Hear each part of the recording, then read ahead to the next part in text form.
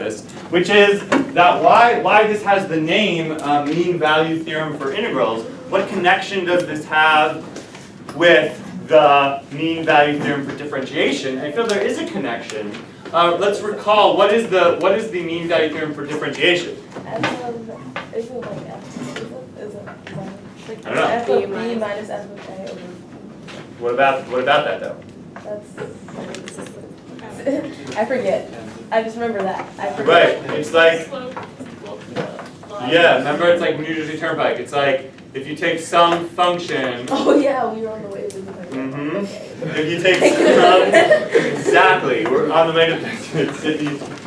A lot of grandmother conversations happening today. So yeah, what it says is on any interval, there is always a special point at which, at least one, at which the slope of the tangent line is parallel to the slope of the secant line. But what this says the deeper meaning of this is that there is some special point C which represents the function on that interval. It represents the function on that interval in the sense that the average rate of change on the interval is equal to the instantaneous rate of change there. In other words, if you were just going at that speed the entire time, as the blue line does, you would achieve the same change as you achieved via this like variable function. Okay, because you ended up at the same place. Mean value theorem for integration says basically the exact same thing, but phrased as an integral, which is sort of suspicious. Because if you think about this as being a velocity versus time curve, well, things are getting serious now. If you think about this as a velocity versus time curve, we talked about it one day, and then I sort of changed the subject quickly before you got a chance to think deeply about it. But this is extremely crucial. If you start to find the area under a velocity versus time curve, well, remember what you're really doing is you're drawing a rectangle, and that rectangle represents a really short period of time times roughly the velocity that you were going at during that interval, right? Assuming not quite the velocity, but sort of roughly. And so the area of that rectangle represents roughly the amount of distance traveled over that small time interval. This is very important. Danyan, you with me? Yeah. Danyan, then I draw my next rectangle. My next rectangle is the product of two things. It's the product of a short time interval times roughly the velocity I was going at during that time interval. So the area of that second rectangle represents the distance traveled over that second interval. Okay, so if I take the total area under this curve, what I'm going to get is the change in the position. Right? Okay. So what the mean value theorem for integrals says is there exists some special point, and in this case it looks like it's right here, at which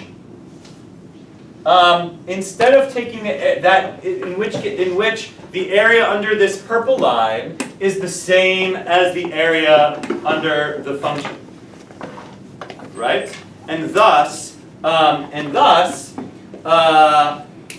this point C is a special point which again is representative of the function on that interval. In the sense that if you would just go on that entire interval at the rate that you were going at that point C, you would achieve the same change in position as you did via the variable velocity. When you strip out the drawings and you just talk about the words, you almost could close your eyes and not know which of the mean value theorems I was talking about, right? Both of them say there's a special point which if your velocity over the entire interval was the velocity at that point, your change in position would be the same. You guys appreciate this? It's like actually kind of like weird. All right, and that is about as close as the fundamental theorem of calculus as I could possibly get without saying it. So it's time to get geared up. And by that I mean we're gonna put on some party hats. So let's take a quick 1 minute food break. Everyone grab a cookie. And also, as you come over here, you'll grab a party hat. There are a limited number of princess party hats, which I know. No, I think they are twice as expensive. So So you would think, but the boys. So I mean, that's the thing. But the other party hats are like good too. And then there are also some like there's also just other crap. So we have some sports. I don't know what these are called. The dollar store calls them blowouts. So these are basketballs and stuff. And then we have these. And then we have cookies. And then we have also we have these things. And then some make noise.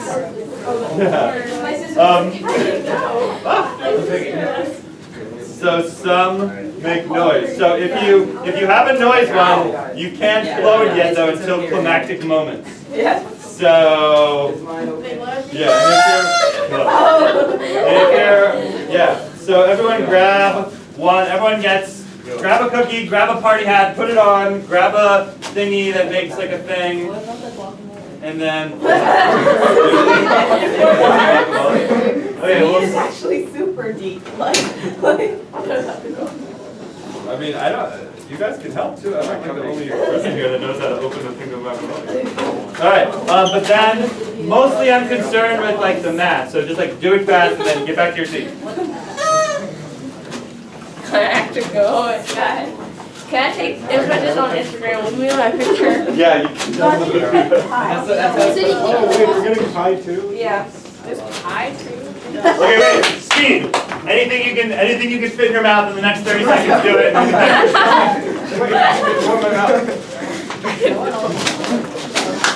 Such a great day. Here.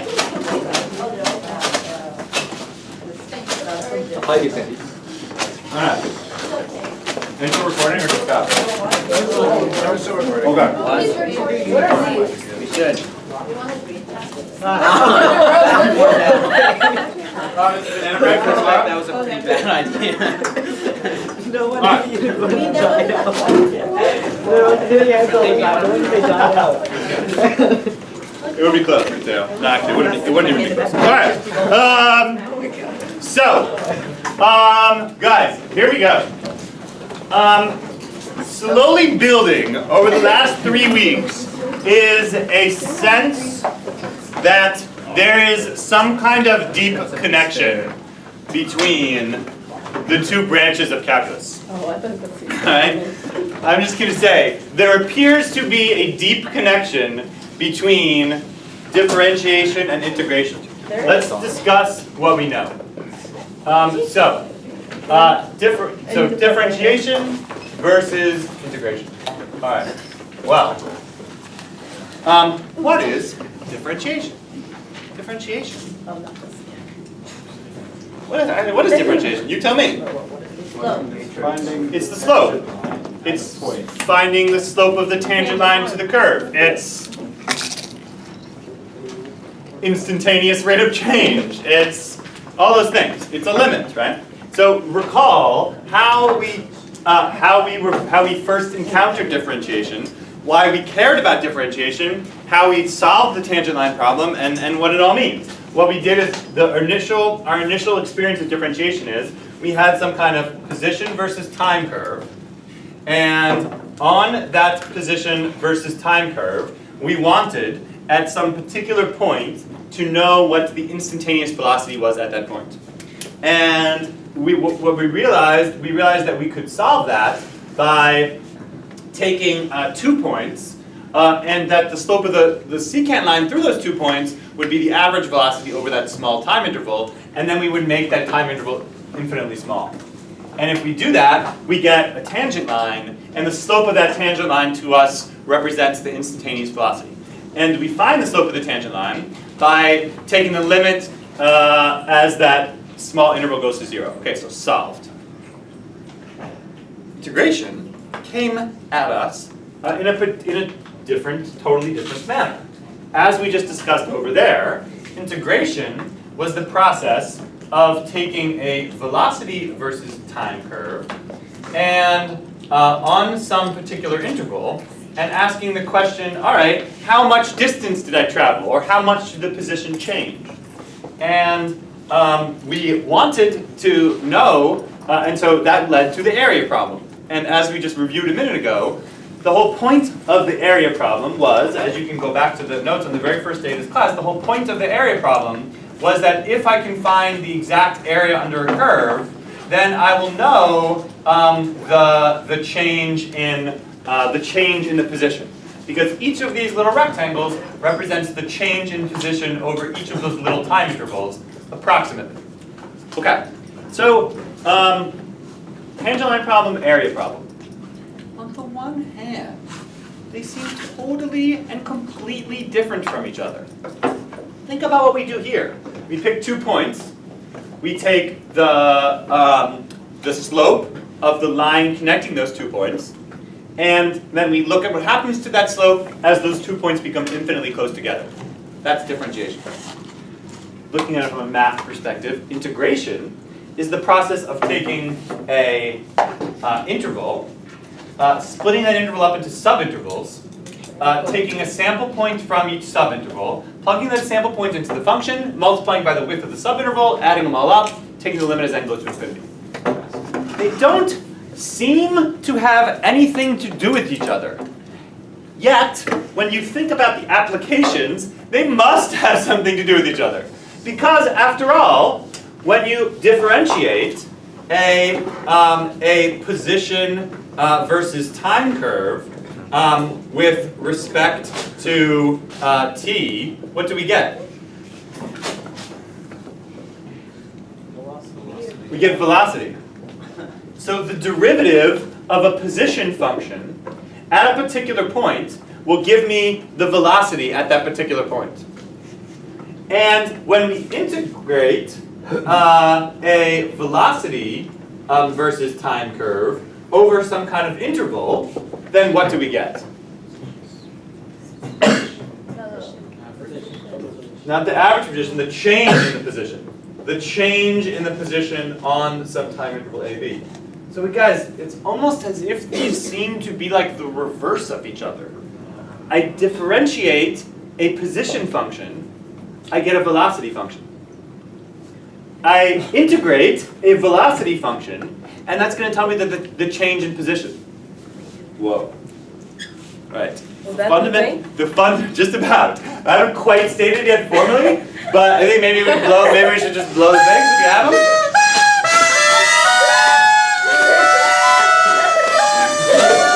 You're right to the backboard a little bit. Alright, and stop. There'll be more. Alright, so the fundamental theorem of calculus essentially says that indeed this is not a coincidence. The fundamental theorem of calculus says that these two processes, which are developed totally independently and with seemingly completely different mathematical techniques, are in fact sort of inverses of each other in some kind of fundamental way. Did we know that? I don't think we knew that, no. So the precise way in which they are inverses of each other, we're going to discuss right now. And I think the best way to discuss it is via this worksheet that we did. We kind of crammed in at the very end of last class. And the back is very interesting, but I think I'll actually save that conversation for post-FTC day, because it's actually kind of tricky and interesting. And which is the second most important day of your life.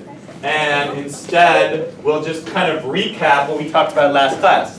What we talked about last class was, well, we looked at this function f, which is composed of line, semicircle, line, line, and we took we defined some new function g, and that new function g was the integral from -4 to x of f of t dt. This is an accumulator function. Okay, and we computed the value of g for a bunch of different points, and then I asked the question, hey guys, when is this g function increasing, and when is this g function decreasing? And what I did was we started to draw rectangles. And I draw a little rectangle. And I draw another little rectangle. As x moves to the right, as I draw the rectangles, what is happening to the g function? Increasing at a faster rate. The g function is increasing. because g represents the integral from -4 to x. So the more positive rectangles that I add, the bigger g is getting, right? And then also notice that when f itself is bigger, not only is g increasing, but the rate at which g is increasing is bigger. John, you with me? Now what happens when f starts getting smaller? Still increasing, but at a slower rate. G is still increasing, but at a slower rate. And now when f is negative, now that I have just drawn a negative rectangle, what effect is that having on g? G is now decreasing.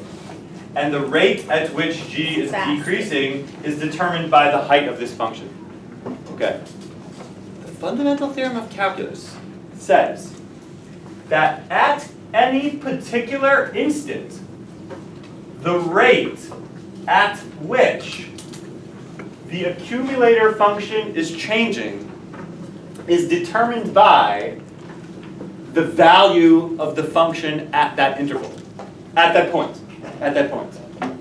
In other words, if I take an accumulator function, the integral from, say, well, I'll just write it in general now. If I take any point, it doesn't really matter where I start, and I have some accumulator function which is accumulating area under some kind of curve, and I ask the question, at what rate is this accumulator function changing? In other words, what is the instantaneous rate of change with respect to x of this accumulator function? The answer is f of x. Whoa. Okay. At a particular moment, how fast is this function gaining area? The rate at which this function is gaining area is however tall the function is. In other words, the derivative of the integral of a function is that function. Whoa. Everyone says what? And close. Okay. All right. This is so important that I have commissioned a piece of artwork in order to explain the fundamental theorem of calculus. This has been hanging in the room all year. Okay, so Antares made this. This was to replace a different painting which was made years earlier and which just got lost somehow in this great fire of Blair in 2011. But I have a picture of it. But anyway, this one's better, I think. Or artistically, it's definitely better. This picture depicts the fundamental theorem of calculus in the following manner. Suppose you have been hired to lay floorboards in an irregularly shaped room. So we are in the room, and we are looking out the window. And notice how the room has a kind of like weird shape, right? So since this has a room has a weird shape, you can't just go to like Home Depot or whatever and just buy like all the same length floorboards because that won't work, right? The floorboards are all different lengths. So in order for it to be flush against the wall. So you need to hire a sort of like magical, infinitely speed, sort of like Spider-Man type figure who just like unleashes floorboards like from his wrist in that kind of like Spider-Man way, right? And that is what's going on here. He hangs upside down from the ceiling, from sort of your perspective, and on one of those kind of like, you guys, you know, like Mission Impossible thing where he's like hanging from the ceiling and that kind of like prone out like that. Yeah. So that's what's going on. You've hired this like infinite Spider-Man guy hanging from a Mission Impossible style cord from the ceiling, sliding along some sort of like ball bearing like type thing, right? And what he's doing is, he can do this whole job in just a couple minutes. What he's doing is he's sliding along the room, and every second he's like moving one more floorboard width along the room. And each second he just visually takes a look at the shape of the room, in other words the height of the function, and he throws out from his like Spider-Man wrist like another floorboard, which is of the exact correct length so that it's flushed up against the wall, right? Yes. Does everyone see what's going on? And you can see them sort of like falling one at a time. He's dropping like one per second, or maybe even faster, right? So, okay. So Roman, question we might ask is, hey man, I hired this amount of money for this guy. How much progress is he making? At what rate is he finishing the job? At what rate is he finishing his job of laying the floorboards in the room? And the answer is, if you ask, at any given second, how fast is the floor getting covered? The answer, it almost sounds silly when you say it like this, the answer to how fast at any given second the floor is getting covered is whatever the height of the floorboard that he just laid. Am I saying it wrong? No, I think I'm saying it right. Yeah, you are, but the height, it's incredible. Are you like basking in the glow of it all over again? He's having a flashback to the most wonderful moment of his life. Fundamental Theorem of Calculus Day 2013. Did we have this back then? Yeah, it was fresh. He made it the day of. Oh, he was in his class, right? Yeah. So yeah, the rate at which the rate at which the area of the floor covered so far is increasing is whatever the value of the function is at that point. The height of the floorboard that he just laid is the rate at which the floor is getting finished. I mean, I get what you're saying, but Whoa. I just don't. Okay, proof. Time for proof. Time for proof. More understanding will follow on post-FTC day. Okay, proof. The proof is actually pretty easy, relatively speaking. I need to prove that the derivative of the integral of something is this thing. I will do only one thing to get you started, which is just to, for notational purposes, let's just define this accumulator function to be the integral. Let's just call it g, basically. And so what you really need to do is prove to me that the derivative of g is f. Think you can do this? It's actually one of the easier proofs of the year in some ways. Prove to me that the derivative of g is f.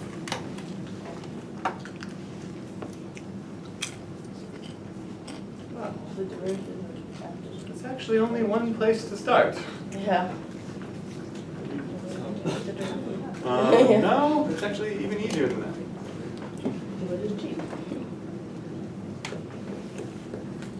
What is, well, proof statement. What is the derivative of g?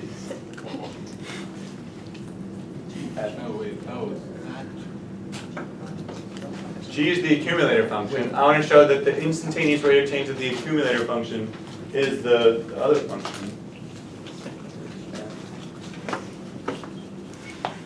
How did we do every single thing with differentiation last quarter? Chain rule? Oh yeah, but how did we prove the chain rule in addition to every other derivative formula?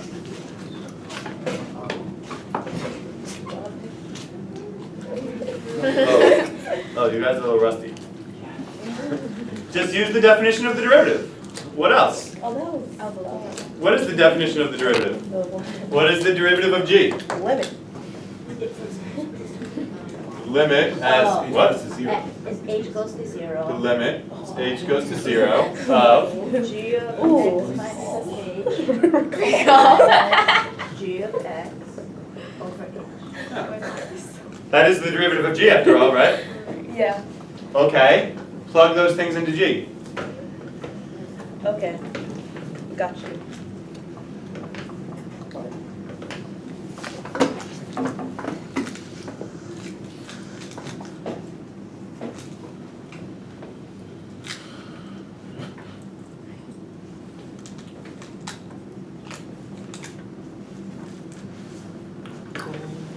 Whoa.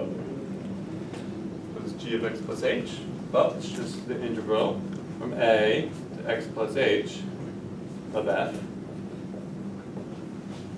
minus the integral from a to x of f all over h.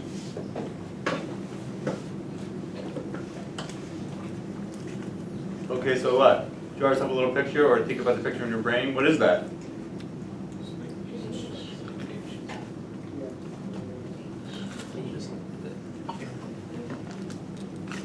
H?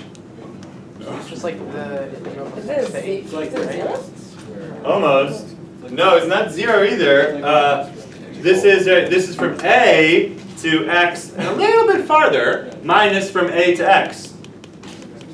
Just a little bit. So From it's 1. X to X plus X, from X to X plus H. Yeah, I can do that. I can make that a little bit more clear if you let me use an integral rule. So an integral rule is that the integral from A to X plus H is just the integral from A to X plus the integral from X to X plus H. That's a rule that we proved, right? That you can split up an integral like that. And then minus integral from A to X. Wait, what rule is that? Wait. It's just the rule that says like the integral from A to B. like A to C plus the integral from C to B is the integral from A to B, right? That's all I did. From A to X and from X to X plus H is the same as from A to X plus H. Yeah. Okay, but I did that just to make it obvious. Some of you just did this in your head, but these two are now going to cancel, right? So this turns into the limit as H goes to 0 of 1 over H times what? Integral from X to X plus H of f of t dt. Okay. What's that?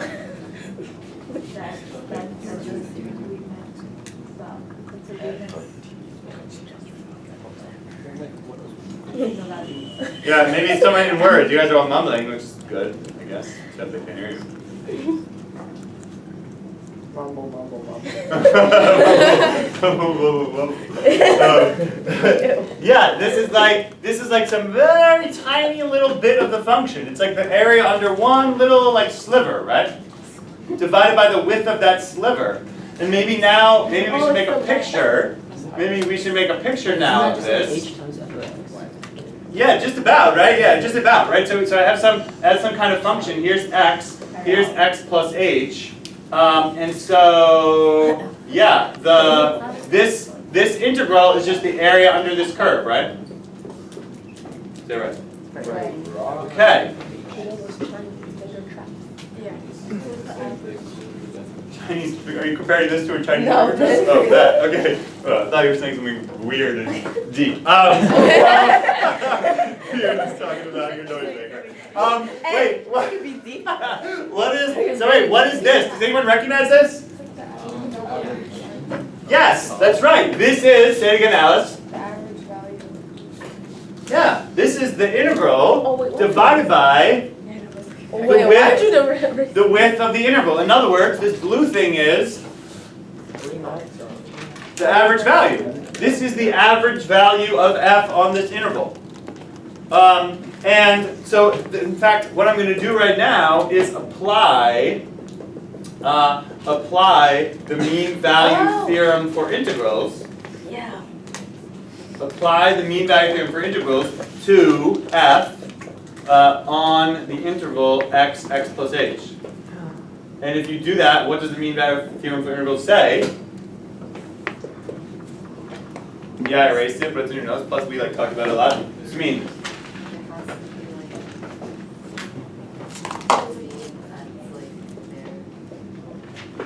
That equals the average. I know you're not going to say it. The existing point C such that the average value, right? And the average value is the integral from x to x plus h divided by the width of the interval, which is h. In other words, the mean value theorem for integrals says that there must exist some special point C which represents the function on that small interval. It represents the function in the sense that the area under that constant is the same as the area under that function on that little interval, right? And so we're basically done, because I can replace this with the limit as h goes to 0 of instead of writing this thing, which is the average value of f, I just write f of c.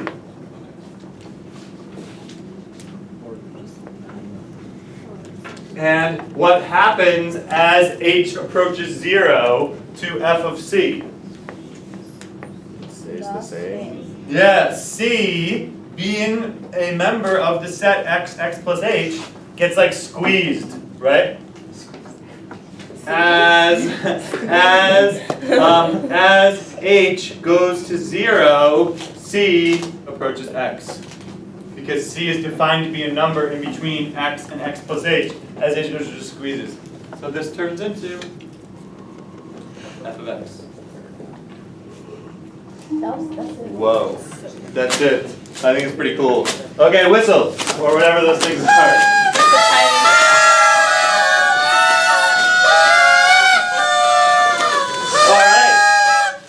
That is the fundamental theorem of calculus. It says that the derivative of an integral is the function itself. But Raymond, there's more. In fact, this is only half of the fundamental theorem of calculus. This is what I used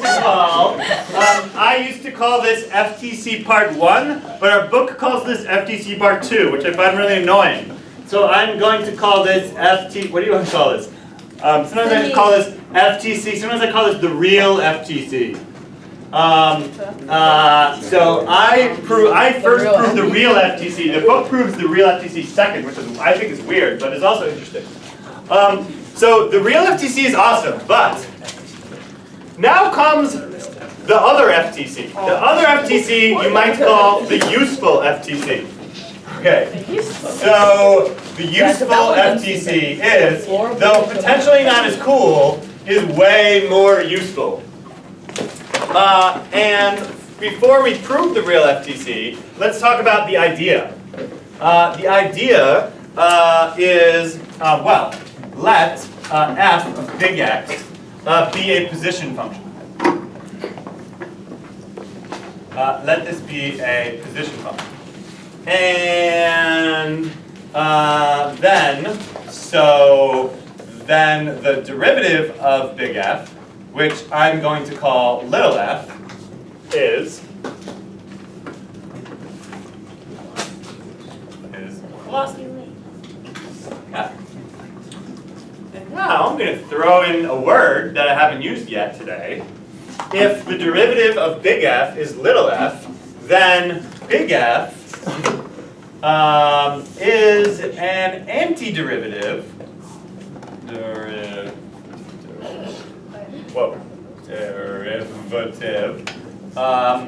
of little f, naturally. Okay. Well, if I draw a picture, as we've now talked about several times, of little